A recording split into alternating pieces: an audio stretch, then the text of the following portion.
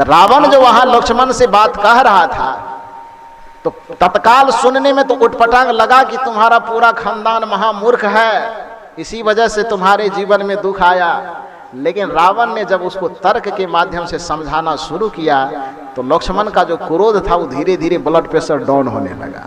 और ये blood pressure आपका भी डाउन होगा। सुनिए अब क्या कहना है। लक्ष्मण तिलमिला रहा था, फिर भी पहले चूंकि वचन दे चुका था कि मैं आवेश में नहीं आऊंगा, मैं कुछ भी नहीं कहूंगा, इसलिए हमको बताइए। लक्ष्मण ने कहा कि अच्छा ठीक है बताइए। आपने मेरे पूरे खानदान को महामूर्ख की श्रेणी में ला दिया, तो मेरे पहले खानदान का महामूर्ख कौन है? मेरे खानदान का पहला महामूर्ख कौन है? रावण ने कहा कि धैर्य पूर्वक सुन रहे हो कि नहीं, माथे पर थोड़ा बर्फ रख लो, कहीं क्रोध में फट न जाए। लक्ष्मण ने कहा नहीं फटेगा, बताइए। रावण ने कहा कि तुम्हारे खानदान का सबसे पहला नंबर का महामूर्ख है वो राजा दशरथ है। तो लक्ष्मण को गुस्सा नहीं उठा इसमें, क्योंकि लक्ष्मण पहले से तो राजा दशरथ पर खिसियाया हुआ था ही, तो इसमें गुस्सा क्या उठेगा। उसने कहा हम ठीक कहते हो, ये तो हम भी मान रहे थे, लेकिन ये जान नहीं रहे थे कि उसको मूर्ख कैसे साबित करें। आपके नजर में वो महामूर्ख कैसे है? रावण ने कहा कि तुम्हारे पूरे परिवार में राजा दशरथ सबसे पहला नंबर का मूर्ख है। क्यों? कहा इसलिए क्योंकि राजा दशरथ एक राज्य के राजा थे, केवल केकई, सुमित्रा और कौशल्या के पति नहीं थे। राजा दशरथ केवल श्री राम के पिता नहीं थे, बल्कि राजा दशरथ एक चक्रवर्ती सम्राट थे, एक राज्य के मालिक थे, एक राज्य के नेतृत्व करता थे। और वह बंटवारा भी जो कर रहा था उसका निर्णय एक घरेलू बंटवारा नहीं था, जमीन जगह का बंटवारा नहीं था, पारिवारिक बंटवारा नहीं था। उसका जो निर्णय हो रहा था पूरे राज मंत्रिमंडल से बैठ करके निर्णय लिया गया था। राम को जो राजगद्दी सौंपी जा रही थी वो कोई पैतृक विरासत नहीं थी, वो राजतंत्र व्यवस्था के अनुसार एक राज का हस्तांतरण हो रहा था। और राज का हस्तांतरण केवल एक राजा ले सकता है। राज का हस्तांतरण कैसे करना है ये निर्णय न तो पति ले सकता है, न पिता ले सकता है, न किसी राज का एक नागरिक ले सकता है। ले सकता है तो राजा ले सकता है। तो राजा दशरथ को वहां पर एक राजा बन करके राज के हित में जो उचित होना चाहिए था वो निर्णय लेना चाहिए था। और राज के हित में उचित निर्णय यही कहा था कि राम को राजगद्दी मिलनी चाहिए थी, क्योंकि पूरे राज की जनता राज को राजगद्दी देना चाहते थे। लेकिन एक पत्नी के बस में आकर के, पत्नी के कहने पर, एक औरत के कहने पर राजा दशरथ पूरे राज के हित भावना को कुंठित कर दिया और केकई के सामने जाकर के घुटना टेक दिया और उसको मनाने में अपने पूरे खानदान का नाश कर लिया, तबाही ला लिया। इसलिए राजा दशरथ को मूर्ख न कहा जाए तो क्या कहा जाए, वो पहला नंबर का मूर्ख था वो राजा। तो राजा के तरह उनको सोचना चाहिए। एक राज का मालिक था, वहां पर राज सिंहासन का हस्तांतरण हो रहा था, घरेलू बंटवारा के तरह। कटोरा किसके हिस्से में जाएगा, बाल्टी किसके हिस्से में जाएगा, चम्मच किसके हिस्से में जाएगा, खटिया किसके हिस्से में जाएगा, तकिया किसके हिस्से में जाएगा, उस तरह के पंचायती करने लगा। पंचायती था वहां देश का, अब पंचायती होने लगा खटिया और तकिया। हित कामना वहां पर सोचना चाहिए था पूरे देश के भविष्य का, और वहां हित सोचा जाने लगा एक स्त्री का, एक अपने जो उसको प्यारी रानी था उसके बारे में सोचने लगा। तो राजा दशरथ राजा होकर के भी एक राजा के तरह सोच नहीं पाया, अपने राज्य के हित में सोच नहीं पाया, राज्य के जनता के हित में नहीं सोच पाया, बल्कि राज्य के जनता की हित की कुर्बानी अपने पत्नी के घुटनों में जाकर के टेक दिया। इसलिए उसको महामूर्ख न कहा जाए तो क्या कहा जाए। राजा दशरथ को राजा की तरह सोचना नहीं आया, इसलिए मैं उसको महामूर्ख की श्रेणी में रखता हूं। वो पहला नंबर का मूर्ख है। इस बात से चूंकि थोड़ा थोड़ा लक्ष्मण जी भी सहमत था, इसलिए इस पे ज्यादा गुस्सा नहीं उठा उसको, सिर्फ मुड़ी हिला दिया कि हाँ ठीक ही कहते हैं। उसके बाद कहा कि अब दूसरा नंबर का मूर्ख कौन है उसके विषय में बताइए। आप लोग भी सुनिए, यदि आप भी ऐसा करते हैं, घर के मालिक हैं, तो आपको कैसे सोचना चाहिए सोच लीजिए। राजा केवल एक राज्य का ही नहीं होता है, राजा अपने घर का भी हुआ जाता है, राजा अपने परिवार का भी हुआ जाता है, होता है ना। तो एक राजा को कैसे सोचना चाहिए। राजा दशरथ यदि राजा की भांति सोच लिए होते तो न राम को रोना पड़ता, न लक्ष्मण को रोना पड़ता, न रावण को रोना पड़ता, न सीता को रोना पड़ता, किसी को रोने की जरूरत नहीं पड़ती।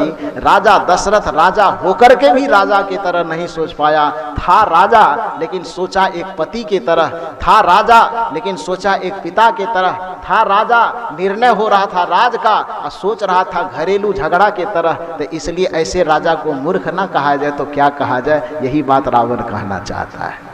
कदाचित ऐसा ही निर्णय यदि आप अपने परिवार में लेते हैं तो फिर सोचिए कि आप कहां पर हैं और आपके भी जीवन में दुख आना संभव है, आ सकता है। उसके बाद लक्ष्मण ने पूछा कि राजा दशरथ के लिए तो आपने कह दिया, अब बताइए कि हमारे परिवार में दूसरा नंबर का मूर्ख कौन है। रावण यहां भी बेहिचक कर, यहां भी उसको लगा कि यहां भी लक्ष्मण कुछ नहीं बोलेगा, इसलिए उसने कहा कि दूसरा नंबर का मूर्ख तुम्हारे परिवार में महारानी कैकेयी। लक्ष्मण ने कहा हाँ ये बात तो ठीक ही कह रहे हैं, ये तो मेरे भी समझ में आ रहा था। तो राजा दशरथ नंबर 1 पे ठीक है, महारानी कैकेयी नंबर 2 पे ठीक है, लेकिन इसमें थोड़ा समझा दीजिए कि वो मूर्ख कैसे है, उसको महामूर्ख की श्रेणी में कैसे रखे। रावण ने कहा कि महारानी कैकेयी महामूर्ख की श्रेणी में इसलिए है क्योंकि वह चक्रवर्ती सम्राट की पत्नी है, वह एक राजा की बेटी है। बचपन से वो राजशाही ठाट बाट में जीना जानती थी। अपने पूरे जितनी जवानी राजा दशरथ के साथ गुजारी, राजा दशरथ के साथ उसको रानी की तरह जीने का तरीका सीख लेना चाहिए था। लेकिन एक चक्रवर्ती सम्राट की पत्नी होने के बावजूद भी अपने घर में चूल्हा चौका करने वाली एक नौकरानी के बात में आकर के अपने पूरे खानदान को तबाह कर दिया। इससे ज्यादा मूर्खता की बात और क्या हो सकती है। अपने घर के रानी होकर के भी वो नौकरानी के बात पर पति को तबाह कर दिया, एक नौकरानी के बात पर अपने बेटे को घर से निकाल दिया, एक नौकरानी के बात पर अपना विधवा होना तक स्वीकार। राजा दशरथ गिड़गिड़ाते रह गए कि देखो इतना मत सताओ, हम मर जाएंगे और हम मरेंगे तो तुम्हारे माथे का सिंदूर खत्म हो जाएगा।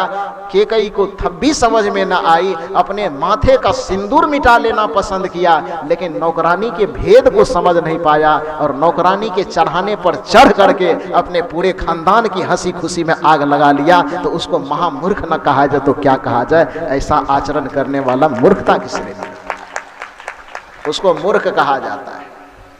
अब इसमें बताओ, यदि हम पूछें आपको कि अपने अपने घरों की महारानी होकर के भी अड़ोस पड़ोस के कान पर कौन कौन ध्यान देती हो तो कितना कैकेयी निकलेगा इसमें से? आए बहुत लोग तो मुड़िए हिला रहा है।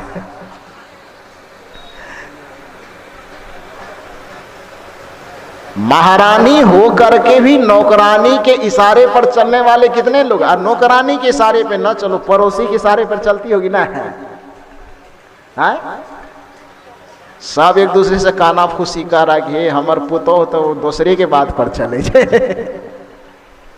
और जो बहू रानी है वो कहती नहीं हमारा सास तो दूसरे के बात पे हमको टॉर्चर करते रहते। तो याद रखिए, रावण ने कहा कि कैकेयी अपने पूरे परिवार के सुखों में आग जो लगाई तो उसके पीछे सिर्फ और सिर्फ इतनी सी मूर्खता थी कि वो महारानी होकर के भी महारानी की तरह सोच नहीं पाई। एक महारानी होकर के भी साधारण जो पढ़ी लिखी नहीं है, जो उसी के घर में चौका बर्तन करती है, एक महारानी को चलाने की बुद्धि वह रखती है और अपने बुद्धि से महारानी के बुद्धि को पलट दिया। तो ऐसे व्यक्ति, ऐसे बुद्धि जिसकी पलट जाए, नौकरानी के तर्क से जिसकी बुद्धि पलट जाए तो उसको विद्वान कैसे कहा जाए, उसको तो महामूर्ख ही कहा जाएगा ना। इसलिए रावण ने कहा कि कैकेयी दूसरे नंबर का मूर्ख है। और ध्यान देना, यह बात मैं आप लोगों के लिए संकेत कर रहा हूं कि कदाचित इसमें कोई व्यक्ति बैठे हों जो मंथरा की बात तो छोड़ो, यदि अपने अगल बगल अड़ोस पड़ोस वाली मंथरा के बात पर तुम्हारा कान उछलता हो और कान के साथ साथ तुम्हारी बुद्धि, तुम्हारा दिमाग उछलता हो, तो अपने दिमाग को उछलाना बंद करना। कबीर साहब ने कहा, कबीर काहू अस कहे काग काने ले जाए, कान न टोबे बाबरा व्याकुल दहु दिस धाय। किसी ने आकर के पढ़ा दिया कि तुम्हारे कान को कौवा लेकर के भाग रहा है, तो पहला काम क्या करना चाहिए? कौवा के पीछे दौड़ना चाहिए कि कान को देखना चाहिए? कितना आदमी देखता है कान को? कान नहीं देखता है, लाठी लेके कौवा के पीछे भागता है। और जो आदमी लाठी लेकर के कौवा के पीछे भागता है उसी के जीवन में विवाद पैदा होता है, उसी के जीवन में दुख पैदा होता है। तो किसी ने पढ़ा दिया उल्टा सीधा कि तुम्हारे कान को लेके कौवा भाग गया है, तो एक बार जरा सा कान टटोल लेना, और कान पास में है तो फिर कौवा के पीछे दौड़ने की क्या जरूरत है। मतलब यह कि अफवाहों के पीछे, किसी के गलत चालबाजी के पीछे, किसी गलत चढ़ाने के पीछे, किसी गलत निंदा करने के पीछे आप ध्यान नहीं देना, पहले हकीकत को समझने की कोशिश करना, तो आपका परिवार आपका टूटने से बच जाएगा, आपकी शांति बिखरने से बच जाएगी, आपका प्रेम टूटने से बच जाएगा, और आपकी प्रतिष्ठा दांव पर लगने से बच जाएगी। इसलिए केकई बल्ले की भूल कभी आप मत कीजिएगा, किसी मंथरा के बहकावे में आप नहीं आइएगा। एक मंथरा के बहकावे में केकई आ गई तो अपने पूरे परिवार का सुख चैन नाश कर दिया। तो इसलिए रावण ने कहा वो दूसरे नंबर का मूर्ख। लक्ष्मण इतना दूर तक सहमत हुए, रावण ने कहा चलो कोई बात नहीं। अब लक्ष्मण पूछता है कि अब दूसरे नंबर का मूर्ख कौन है? रावण के बाप रे बाप अब माफ करो, इसके आगे अब मत पूछो, क्योंकि अब हम जानते हैं कि 2 तक तो तुम बर्दाश्त कर लिए हो, अब तीसरा पर अब जाएंगे तो तीसरा को तुम बर्दाश्त नहीं कर पाएगा, क्योंकि तीसरा के तुम शुभचिंतक हो। इतना देर से तो तुम्हारे दुश्मन की बात कर रहे थे तो तुम हाँ में हाँ मिला दिया, अब जो बात करूंगा वो तुम्हारा दुश्मन नहीं होगा, इसलिए नहीं पूछो तो अच्छा है। लक्ष्मण ने कहा कि नहीं, अब जब बात चली है तो पूरा ही कर दीजिए। तीसरा नंबर का मूर्ख कौन है? रावण ने कहा कि तुम्हारे परिवार में तीसरा नंबर का मूर्ख है सीता। लक्ष्मण जैसे सुना तो जो थोड़ा बहुत हंस रहा था वो चेहरा लटक गया, तन गया थोड़ा सा। सीता को हम अपनी मां कहते हैं, जगत जननी है वो, इतना आदर देते हैं, हमारे मर्यादा पुरुषोत्तम श्री राम की धर्म पत्नी है, उसको आपने महामूर्ख कह दिया। रावण ये आपने अच्छा नहीं किया। रावण ने कहा कि हम पहले जानते थे कि तुम गुस्साओगे, लेकिन जो हकीकत है तो तुमको सुनना चाहिए, स्वीकारना चाहिए। थोड़ा समझाया रावण ने तो लक्ष्मण समझा का अच्छा बता ही दीजिए, ठीक है, पहले तो मानने को हम तैयार नहीं, लेकिन जब कह ही रहे हो कि सीता भी मूर्ख की श्रेणी में आते हैं तो सीता मूर्ख कैसे हुआ बताइए, ध्यान दीजिए, इस पे भी आपको ध्यान देना है। रावण ने कहा कि मैं सीता को मूर्खता की श्रेणी में इसलिए लाना चाहता हूं क्योंकि जिस सीता ने बहादुरी दिखाई, जब राम से शादी हुई उनकी, अयोध्या आए, वनवास सीता को नहीं हुआ था, वनवास किसको हुआ? श्री राम को हुआ। और जब श्री राम को वनवास हुआ तो सीता ने भारतीय संस्कृति में जीने वाली एक पत्नी का धर्म दिखाते हुए, एक पत्नी का साहस दिखाते हुए परिवार के सभी सदस्य रोकते रह गए, लेकिन सबके सामने तर्क देकर के यह सिद्ध कर दिया कि एक स्त्री के लिए पति से बढ़कर के कुछ भी नहीं होता है। एक स्त्री के लिए राजमहल का सुख कोई मायने नहीं रखता, एक स्त्री के लिए मायके का सुख कोई महत्व नहीं रखता, एक स्त्री के लिए पति का सानिध्य, पति का साथ ही सबसे बड़ा सुख है। और अपने तर्क से सबको समझा करके सीता जी राम के पीछे पीछे छाया की तरह जंगल में चल पड़ी। तो जो इतनी बड़ी हिम्मत दिखाई कि राजा दशरथ कह रहे थे कि बेटी तुमको वनवास नहीं हुआ, तुम अयोध्या में रह जाओ। राजा दशरथ कह रहे थे कि बेटी तुमको वनवास नहीं हो या अयोध्या में नहीं रहना चाहती हो तो चलो जनकपुर में रह जाना। लेकिन सीता न जनकपुर को स्वीकार की, न अयोध्या को स्वीकार की, न राजमहल के सुख सुविधा को स्वीकार की, बल्कि उसने वहां पर यह हिम्मत दिखाई कि जहां पर मेरे राम हैं वहीं पर मेरी अयोध्या है, मेरे राम का सुख मेरे लिए सुख है, मेरे राम का दुख मेरे लिए दुख है, मेरे पति जैसे जिएंगे उसी के जीवन में हमें सुखपूर्वक जीना है। यह हिम्मत दिखा करके वह जंगल तो आ गई, सारी सुख सारी सुविधा का त्याग कर दिया, लेकिन जंगल में आकर के जिस राम के लिए उसने पूरे संसार को त्यागा,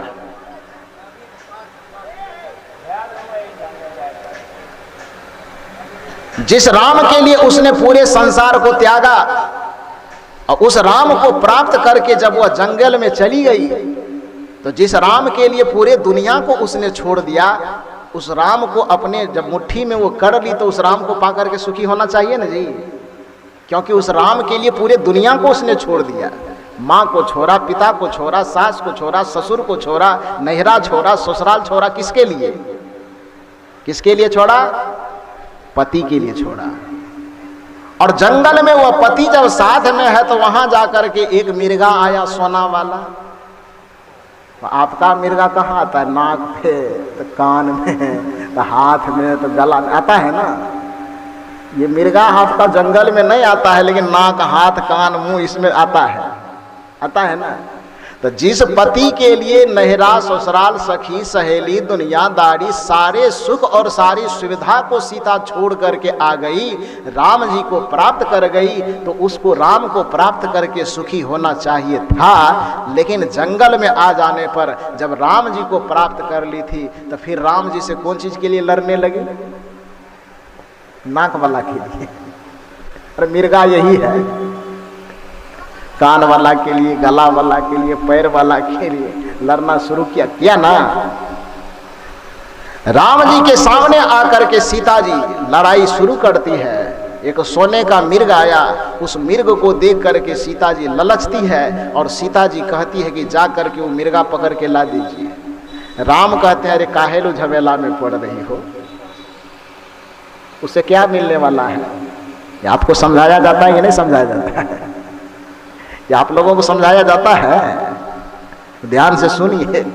सीता जी ने से राम ने कहा क्यों मिर्गा के फेरा में काहे पड़ रहे हो और हमको भी उसके पीछे दौड़ाने की क्या जरूरत है? मिर्गा को मिर्गे जगह पे रहने दो, हम दोनों जहाँ हैं जैसे हैं सुखी रहेंगे, जंगल में है मस्ती से रहेंगे, क्या दिक्कत है? लेकिन सीता मानी नहीं, सीता जिद पर अड़ गई और सीता के जिद के बहकावे में आकर के राम जी मिर्गा के पीछे दौड़ जाते हैं। रावण ने कहा कि जिस सीता ने एक राम के लिए पूरे संसार के सुखों का त्याग कर दिया और जिद करके एक सोने के मिर्गा के लिए उसी राम का त्याग करके मिर्गा के पीछे दौड़ा देती है, तो ऐसे सीता को मूर्ख न कहा जाए तो क्या कहा जाए? ये सीता की महामूर्खता है। जिस राम के लिए उसने पूरे संसार को लात मार दिया था, उस सोने के छोटे से मिर्गा के लिए उसको राम को लात नहीं मारना चाहिए था।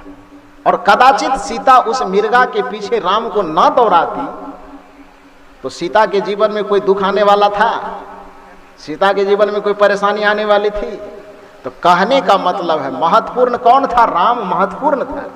राम को संभाल करके रखना चाहिए था। सोने का मिर्गा आते जाते रहेगा, मिले तो ठीक, न मिले तो ठीक। उसी तरह से आप जो अपने परिवार में जाते हो, आपके परिवार में सास है, ससुर है, पति है, फलाने हैं, चिलाने हैं। कल भी मैंने कहा था कि मंदिर, मस्जिद, फलाना, चिलाना सब चीज महत्वपूर्ण है, लेकिन सबसे ज्यादा महत्वपूर्ण क्या है?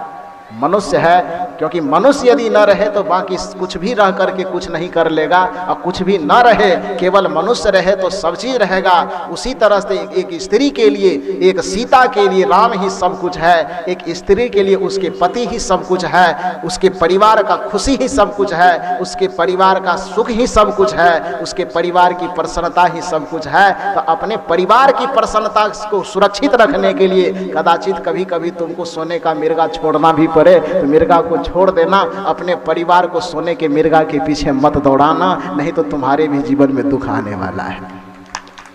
यह मूर्खता सीता ने किया, सीता का जीवन दुख से घिर गया। लक्ष्मण स्वीकार किया कि हाँ आप ठीक ही कहते हैं, रावण के सामने मानने को तैयार हो गया। अब लक्ष्मण पूछता है कि ठीक है अब तो 3 बता ही दिए, थोड़ा चौथा भी बताइए, चौथा बताइए। रावण ने कहा कि अब छोड़ोगे नहीं, इतने पे ब्रेक मार दो ना कि अब मेरा गला काट के ही मानोगे।